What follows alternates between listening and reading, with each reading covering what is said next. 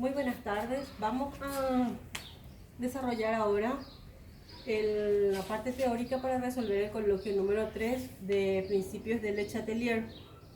En el coloquio 2 vimos que los sistemas evolucionan, los reactivos se combinan entre sí para dar un producto y los productos luego vuelven a descomponerse para dar los reactivos hasta llegado a establecerse un equilibrio. O sea, hasta que llegan a un estado de equilibrio. Si ese estado de equilibrio es afectado por diferentes factores, va a ocurrir una modificación de la posición de equilibrio, yendo la ecuación hacia el sentido de la reacción directa o hacia los productos, o hacia el sentido de la reacción inversa o izquierda hacia los reactivos. Y nada más que eso es lo que tenemos que colocar en cada ejercicio.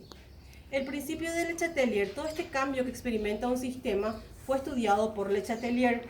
El principio de Le Chatelier establece que si en un sistema se introduce un factor de perturbación, que puede ser la concentración, la presión o la temperatura, el sistema reaccionará física o químicamente, de tal modo que la nueva situación o estado de equilibrio compense en cambio introducido. Es decir, lo que nosotros queremos, el sistema lo que quiere es buscar un nuevo estado de equilibrio. Cuando hay una alteración, él busca otra vez un estado de equilibrio. Entonces, la primera alteración que puede haber, o sea, la primera variable que puede modificar el estado de equilibrio es la concentración. Entonces, vamos a definir siempre diferenciando reactivos y productos. Si hay un aumento en la concentración de reactivos, el sistema va a evolucionar hacia los productos, o sea, en el sentido de la reacción directa. Si hay un aumento en la concentración de productos, el sistema va a evolucionar hacia el otro lado, hacia la formación de más reactivos, para compensar ese exceso de producto que está agregado. Ahora, ¿qué va a pasar si yo estoy sacando reactivo? O sea, disminuye la concentración de reactivo. Entonces tengo que volver a formar ese reactivo que se sacó. El sistema va a evolucionar hacia reactivo. Lo mismo, si saco producto, tengo que compensar ese producto que fue eliminado, entonces el sistema va a evolucionar hacia los productos. Otra variable que puede afectar un sistema en equilibrio es la presión.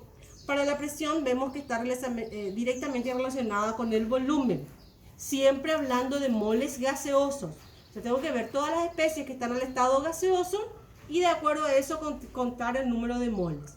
Un aumento de la presión va a hacer que el sistema evolucione hacia el lado donde hay menos volumen.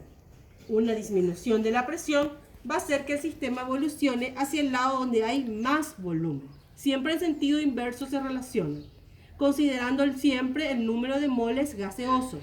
¿Qué pasa si en el reactivo y en el producto hay igual número de moles gaseosos? Entonces no se modifica la posición de equilibrio y esa debe ser la respuesta. En el caso que se agregue un gas inerte como el helio, el neón, los gases nobles, no se altera el equilibrio, sería esa. Entonces nuestra respuesta no va a afectar el equilibrio. Y por último, la variable temperatura. Para considerar la variable o el factor temperatura debemos considerar si nuestra reacción es exotérmica o endotérmica. Una reacción exotérmica es aquella que libera calor, cede calor. ¿Cómo voy a reconocer la reacción exotérmica? Porque el valor de delta H es negativo o me dice menos calor. En el caso de que el sistema presente una reacción exotérmica, un aumento de la temperatura va a hacer que el sistema evolucione hacia los reactivos. Y una disminución de la temperatura va a hacer que el sistema evolucione hacia los productos para compensar ese cambio, ese aumento o esa disminución de la temperatura. En el caso que la reacción sea endotérmica, o sea que absorba calor, voy a reconocer la reacción endotérmica porque el delta H es positivo. Siempre recuerden que delta H es producto menos reactivo, entonces va a dar positivo o más calor. Entonces en este caso las reacciones endotérmicas se ven favorecidas por un aumento de la temperatura. Un aumento de la temperatura va a hacer que el sistema evolucione hacia los productos y una disminución de la temperatura para contrarrestar ese cambio va a hacer que el sistema evolucione hacia los reactivos. Esto es básicamente entonces lo que tienen que copiar y hacer un resumen para poder resolver los problemas. Bueno, y vamos a resolver el problema 7 y el problema 9. El problema 7 me dice, la reacción de formación del óxido nítrico a partir de sus elementos es endotérmica. Ya me está diciendo que la reacción es endotérmica. Aparte reconozco, recuerden que habíamos visto que es por el calor positivo o también más delta H. Indicar qué efectos producirá en el equilibrio. Lo primero que tengo que hacer siempre es mirar la reacción si está equilibrada. Y si no está, hacerlo. Entonces, como acá tengo 2 de nitrógeno y acá tengo 1, coloco un 2 para igualar. 2 de nitrógeno, 2 de nitrógeno, 2 de oxígeno y 2 de oxígeno. Con ese 2 se equilibra. Bien, la reacción es endotérmica, entonces identifico qué tipo de reacción es. Y me dice el primer punto, la elevación de la temperatura del sistema. Un aumento de la temperatura, entonces recuerden que siempre va a favorecer el cambio. Entonces un aumento de la temperatura favorece las reacciones endotérmicas. Por lo tanto, el sistema va a evolucionar hacia producto. Siempre que sea un aumento de la temperatura, mi reacción es endotérmica, el sistema evoluciona para contrarrestar ese cambio hacia producto. Hacia donde se libera calor sería, ¿verdad? Que sería lo que se contrarresta el cambio. Un aumento de la concentración de oxígeno.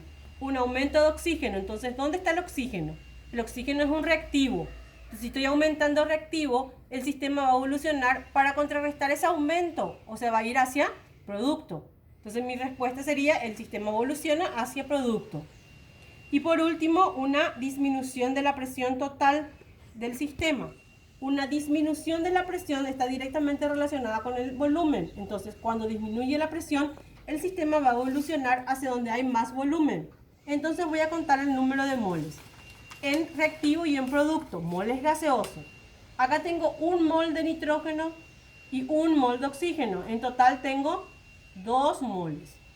Y en el producto también tengo 2 moles.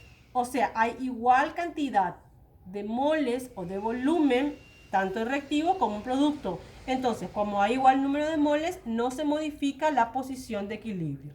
Entonces, ustedes en el mismo cuestionario, ahí al lado nomás le pueden poner, va hacia producto, o sea, la flechita doble producto y la flechita doble producto o reactivo. O directamente no se modifica. Y así ya está todo respondido el problema, no hace falta que escriban más. Seguimos con el problema 9. El óxido nítrico desprende 27 kilocalorías cuando se combina con el oxígeno para formar dióxido de nitrógeno según la ecuación. Óxido nítrico más oxígeno forma dióxido de nitrógeno. Tengo menos calor, entonces quiere decir que la reacción es exotérmica. Equilibrio mi ecuación, 1 de nitrógeno y acá tenemos 1 de nitrógeno.